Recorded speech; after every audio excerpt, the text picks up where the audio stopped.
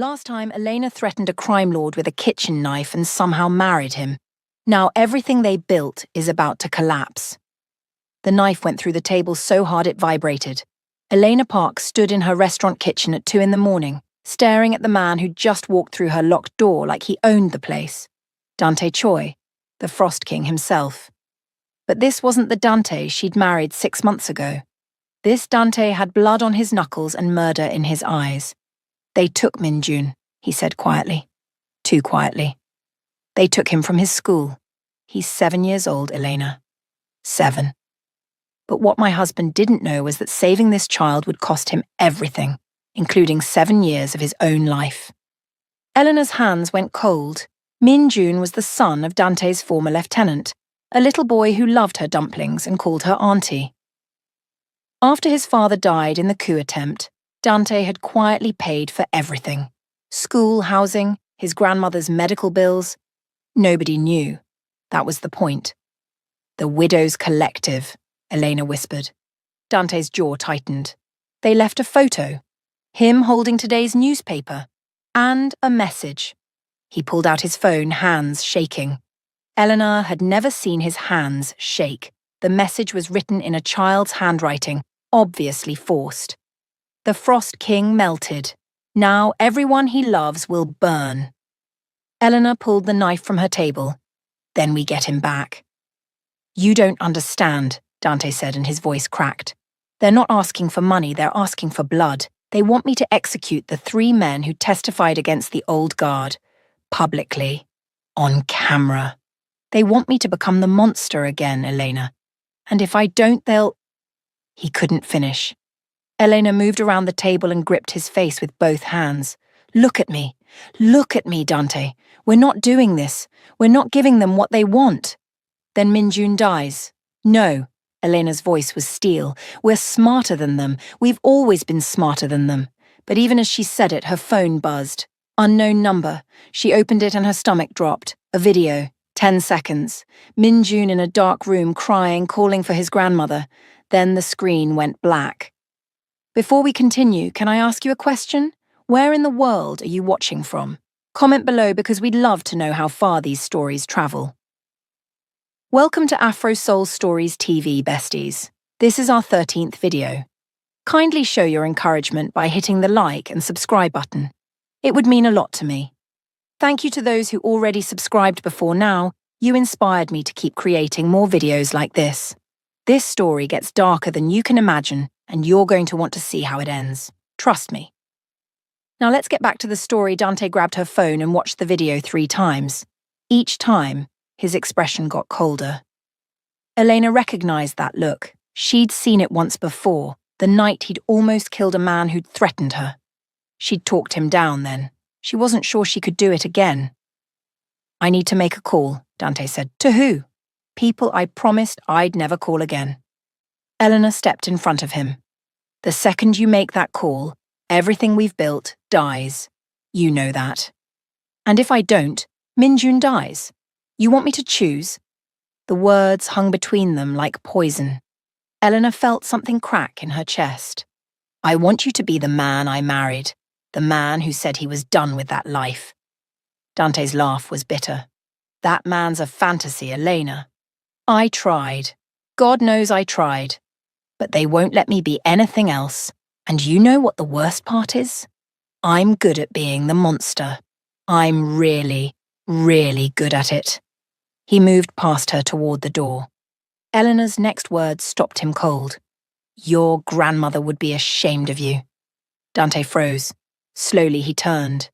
His grandmother had raised him after his parents died. She'd died holding his hand, begging him to be better than the violence that had taken everyone else. He'd promised her. That promise was why he'd tried to change it all. Don't, he whispered. She died asking you to be more than this. And the second you pick up that phone, you prove she died for nothing. Dante's hand moved so fast Elena barely saw it. He punched the wall next to her head and the drywall cracked. They stood there, breathing hard, inches apart.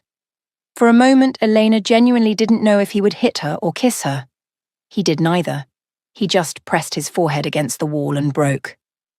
I don't know how to save him without becoming that, Dante gasped. I don't know how, Elena. Tell me how. Elena wrapped her arms around him from behind. We do it together, like we do everything else. But first, we need information. She pulled out her own phone and dialed. It rang twice. Detective Yoon, it's Elena Park. I need a favor. Dante's head snapped up.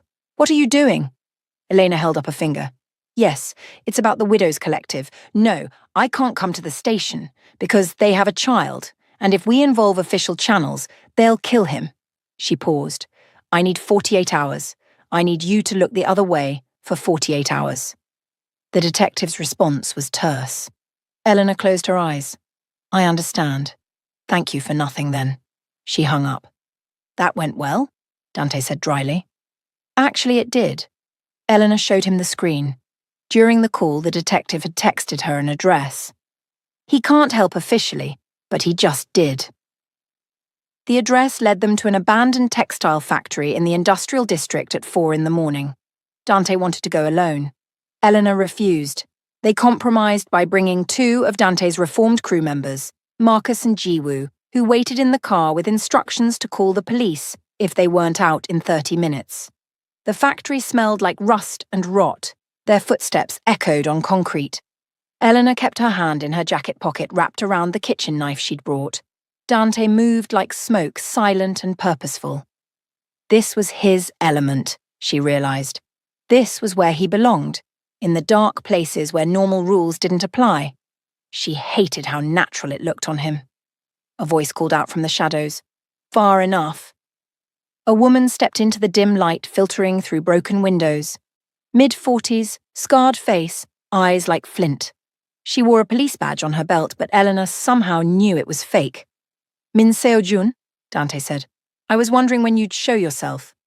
You cost me everything, Seo-jun said simply. My husband, my daughter, my career. That warehouse fire 8 years ago, the one you set to eliminate the Park Syndicate. My family was in the building next door. The fire spread. Elena's blood went cold. Dante had never mentioned a warehouse fire. Never mentioned civilian casualties. Dante's voice was hollow. I remember. Your daughter was 6. 5, Seo-jun corrected. She was 5. And she burned alive while I was on duty, protecting a city that protected monsters like you. If you're not subscribed yet, do it now. Because what happens next will change everything. Elena's hand tightened on her knife. Where's Min-jun? Safe. For now. Seo-jun's smile was razor-thin. You think I'd actually hurt a child? I'm not him, she jerked her chin at Dante. But I needed leverage. I needed him to come here, to face what he did. So this is revenge, Dante said flatly. This is justice. Seo-jun pulled out a gun, not pointed at them, just held. You tried to wash the blood off your hands, Dante, married a nice girl, started playing philanthropist. But you can't reform a man built on corpses, so I'm giving you a choice. A real one. She slid a folder across the floor. Dante picked it up, opened it. His face went white. Eleanor grabbed it from him. Inside were documents, names, dates, photographs, evidence of every crime Dante had ever committed. Murders, trafficking, extortion. Things he'd never told her about. Things that made her stomach turn. That's my insurance, Seo-jun said. If anything happens to me, it goes to every news outlet and law enforcement agency in the country. You'll spend the rest of your life in prison. Everyone you've protected will go down with you. So what do you want?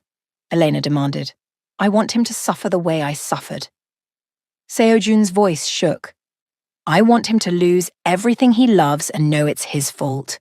I want him to live with that weight every single day until it crushes him. Dante closed the folder carefully. Min-jun?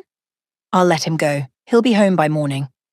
Seo-jun's expression hardened. But you're going to turn yourself in. Full confession. Every crime, every body, every life you destroyed. And Elena? She looked at her with something like pity. You're going to walk away from him. Because if you don't, if you stand by him through this, I'll make sure everyone knows you helped him. Harbored a fugitive. Obstruction of justice. You'll lose everything too. The silence was suffocating. Elena laughed. Actually laughed. It echoed through the factory like breaking glass. "You think I didn't know?" Elena said. "You think I married him blind? I knew what he was. I knew what he'd done. And I chose him anyway." Seo-jun's gun hand wavered. "Then you're as guilty as he is." "Maybe." Elena pulled out her knife, let it catch the light. "Or maybe I'm just not as self-righteous as you. You want justice? Fine. Take him to court. Prove it. But you're not going to threaten me into abandoning him. That's not justice. That's just you trying to make someone else as miserable as you are." "Elena," Dante said quietly, "stop." "No." She didn't take her eyes off Seo-jun. "You want to know the difference between me and you? I don't pretend my pain gives me the right to destroy people. I don't use a dead child as an excuse to become what I hate." Seo-jun's face twisted. "How dare you? Your daughter would be ashamed of you," Elena said. "Using her memory to justify kidnapping a 7-year-old. What would she think of that? What would she think of you right now?" The gun came up, pointed directly at Elena's chest. Dante moved without thinking, putting himself between them. "You want to shoot someone, shoot me. She's not part of this." "She made herself part of this the second she defended you," Seo-jun snarled, but her hand was shaking badly now. "You're not a killer," Elena said softly. "You're a mother who lost everything. I get it. I really do. But killing us won't bring her back. It'll just add 2 more bodies to the pile. Is that what she would have wanted?" For a long moment nobody moved. Then Seo-jun lowered the gun. Tears streamed down her face. "I just want it to stop hurting," she whispered. "I want one day where I don't see her face. Just one day." Elena stepped around Dante slowly. She walked right up to Seo-jun and did something insane. She hugged her. Seo-jun collapsed into it, sobbing. The gun clattered to the floor. And Elena just held her, this woman who wanted to destroy them, and let her break. "I know," Elena murmured. "I know it hurts. I'm sorry. I'm so sorry for what happened to your daughter." Dante stood there watching his wife comfort the woman who'd kidnapped a child to get to him. He looked at the folder in his hands, at the gun on the ground, at the 2 women holding each other in the ruins of a building his violence had probably helped destroy. And he made a decision. "I'll do it," he said. Both women looked at him. "I'll confess. Everything. Turn myself in." Dante's voice was steady now. "But not because you're forcing me. Because it's the right thing to do. Because Min-jun deserves to grow up in a world where people face consequences for their actions. And because..." He looked at Elena. "Because the woman I love taught me that running from the past doesn't work. You have to turn around and face it. Comment below if you think he's making the right choice. Because this gets so much more complicated." Seo-jun wiped her face. "You're serious?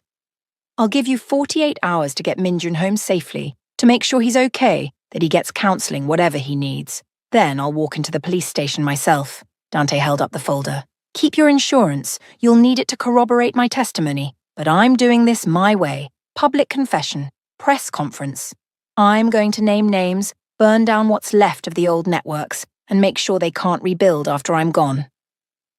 "Dante," Elena started. "No." He turned to her, and his eyes were clear for the first time in hours. "I told you once I didn't know how to save Min-jun without becoming a monster. You showed me. This is how. I can't undo what I did. Can't bring back Seo-jun's daughter or any of the others, but I can make sure it stops with me." Elena felt something hot behind her eyes. "How long will you be gone? 10 years, maybe, with testimony cooperation, good behavior, maybe 7. 7 years." Elena did the math. She'd be 35, he'd be 42. "That's a long time," she said. "Yeah," Dante smiled sadly. "Too long to ask you to wait." "Good thing you're not asking." Elena's voice was fierce. "I'm choosing. Just like I chose you the first time. You think 7 years scares me?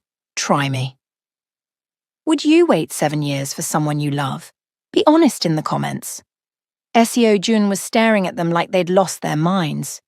"You're really going to wait for him? after everything he's done. You loved your husband, right? Elena asked.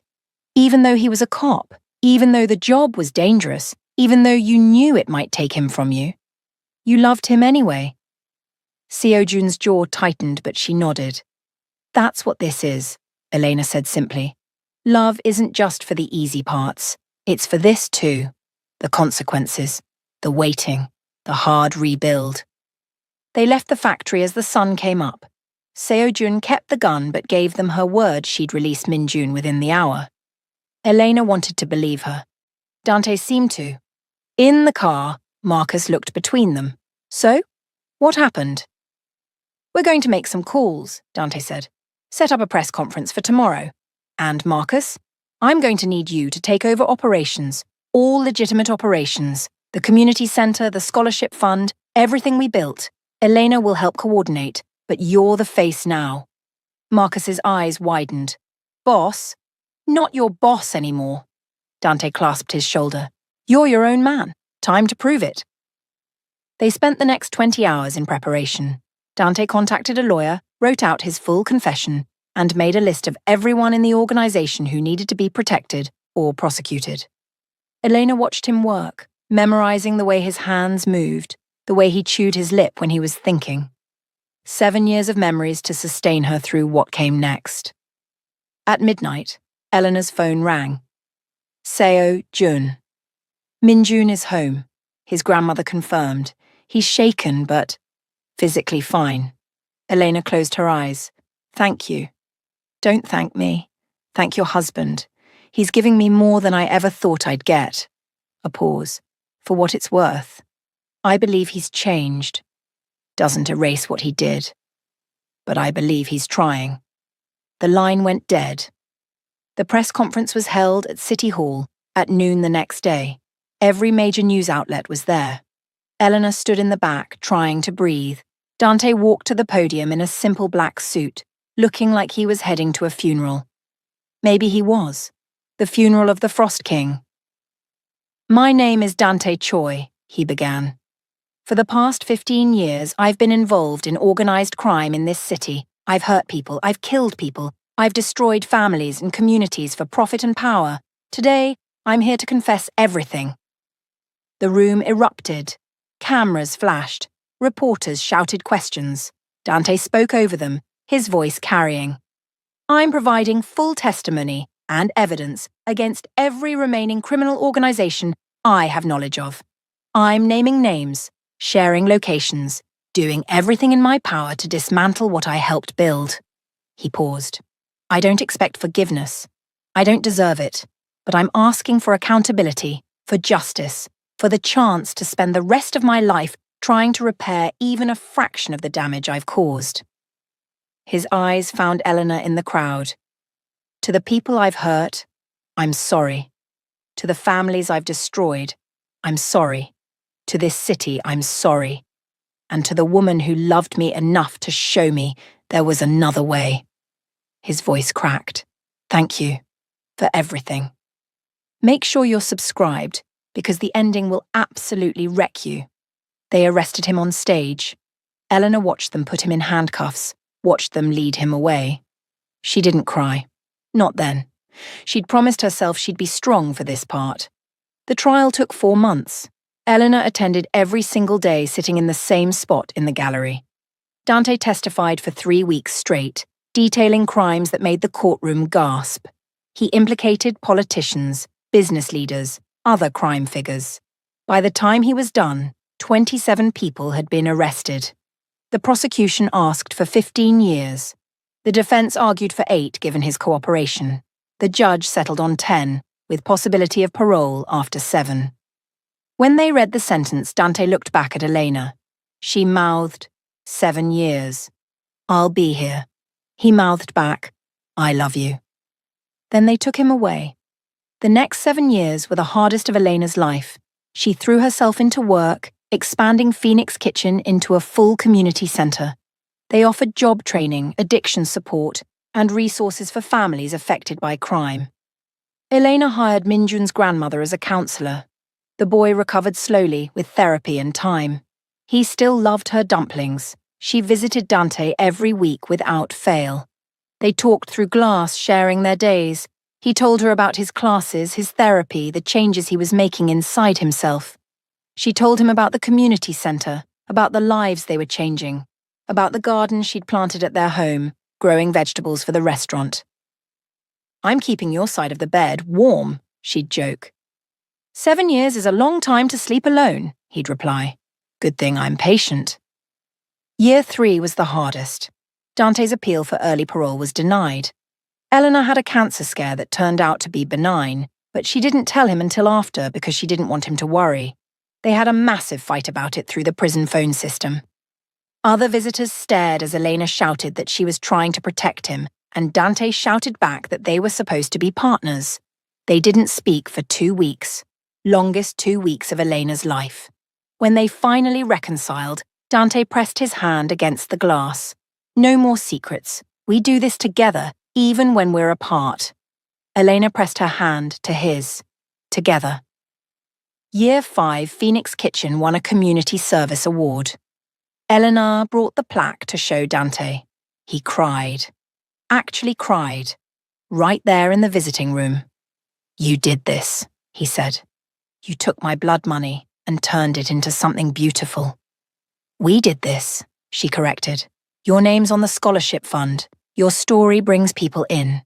They want to see that change is possible." "Is it?" Dante asked quietly. "Possible, I mean," Elena smiled. "You're sitting in prison instead of running an empire. I'd say it's very possible." Year 6. Seo Jun showed up at Phoenix Kitchen. Eleanor almost didn't recognize her. She looked lighter somehow. Less haunted. "I wanted to say thank you," Seo Jun said. "Dante's testimony led to arrests that closed my daughter's case. Some of the people responsible are finally facing charges." Eleanor offered her tea. They sat in the restaurant where this had all started. "I was wrong about you," Seo Jun admitted. "I thought you were just some naive girl who didn't understand what she'd married. But you knew. You knew everything and chose love anyway. That's not naive. That's brave." "Or stupid," Elena said. "Maybe both." Seo Jun smiled. "But it worked. He really did change." "He's trying to," Elena corrected. "Change is a process, not a destination." Seo Jun left her contact information. "If you ever need anything." "I mean it." It was the forgiveness neither of them knew they needed. Year 7 arrived like a held breath finally released. Dante's parole hearing was scheduled for March 15th. Elena wore the dress she'd worn to their wedding, red silk with gold embroidery. She sat in the hearing room with Marcus, Ji-woo, Min-jun's grandmother, and a dozen people whose lives had been changed by the community center. The parole board asked Dante what he'd learned. "That power without accountability is just violence dressed up," he said. "That change requires sacrifice. That love is stronger than fear, but only if you're brave enough to let it be." He looked at Elena. "And that waiting for the right person is never a waste of time." They granted parole. Elena met him at the prison gates on a Thursday morning in April. 7 years and 19 days since she'd last touched him. He walked out wearing civilian clothes, carrying a single box of belongings. He looked older, grey at his temples, lines around his eyes. But those eyes were clear, peaceful. Eleanor didn't run to him. She walked, slow and steady, like she had all the time in the world. When she reached him, she said, "Your bed's still warm." Dante dropped his box and kissed her like a drowning man finding air. They went home, not to the apartment he'd had before, but to a small house Elena had bought 3 years ago. She'd furnished it slowly, carefully, with things that felt like them. Dante walked through it like a museum, touching everything. "You planted my grandmother's recipe in the garden," he said, looking out the kitchen window at the herb beds. "She taught you to cook. I thought she should be here." Eleanor wrapped her arms around him from behind. "Welcome home." That night, they lay in bed, just holding each other, relearning the shape of their bodies, the rhythm of their breathing. "I missed you," Dante whispered. "Every single day." "I know, I missed you too." "Was it worth it, the waiting?" Eleanor propped herself up on one elbow, looking at him in the moonlight streaming through their window. "Ask me again in 50 years. Dante smiled. "Deal." If you've watched this far, hit that like button and comment what you think happens next, because their story isn't over. 6 months later, Phoenix Kitchen expanded again. They opened a second location, this one specifically for job training. Ex-convicts, people rebuilding their lives, anyone who needed a second chance. Dante ran it, teaching cooking classes and sharing his story. He was honest about his past, about what he'd done and what he'd learned. Some people couldn't get past it, couldn't separate the reformed man from the criminal he'd been. That was fair. Dante didn't ask for forgiveness from everyone, just the chance to do better. Minjun, now 14, worked at the restaurant on weekends. He wanted to be a chef. Elena taught him her grandmother's recipes, the circle of healing growing wider. One evening as they were closing up, a young woman came in. Early 20s, nervous energy. "Are you Dante Choi?" she asked. Dante stiffened. This was always the moment he dreaded. The confrontation, the accusation, the past catching up. "I am," he said carefully. The woman's eyes filled with tears. "You testified against the trafficking ring that my sister was in. Because of you, they found her. She's alive. She's home. I needed to tell you thank you." She left before Dante could respond, pressing a photo into his hand. A young girl, maybe 16, smiling at the camera, alive because of words he'd spoken in a courtroom. Dante stared at the photo for a long time. Elena watched him from across the kitchen. "You okay?" she asked. "I don't know," he admitted. "I spent so long being the monster. It's strange being... not that." "You're just Dante now," Elena said. "Not the Frost King, not the reformed criminal, just a man trying to do better. That's enough. Is it? For me, it is. For the people you're helping, it is. For that girl in the photo, it is." Elena took his hand. "The question is it enough for you?" Dante looked around the kitchen, at the gleaming counters where he taught people to cook, at the photos on the wall of community events and success stories, at his wife who'd waited 7 years for him to come home. "Yeah," he said finally, "it's enough." They locked up together, walking home through streets that no longer felt like a battlefield, just a city, their city, imperfect and complicated and trying to heal, just like them. At home, Elena found an envelope on the porch. No return address. She opened it carefully. Inside was a single card with 3 words. She'd be proud. It was Seo Jun's handwriting. Elena showed it to Dante.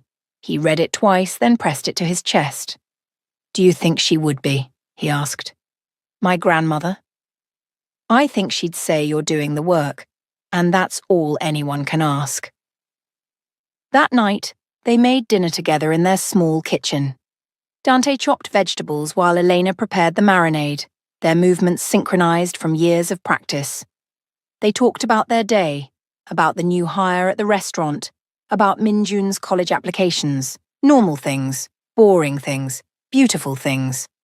After dinner, they sat on their small porch, watching the sunset paint the sky in shades of orange and pink. Dante had his arm around Elena. She had her head on his shoulder. 7 years, he said softly. "Worth every day," she replied.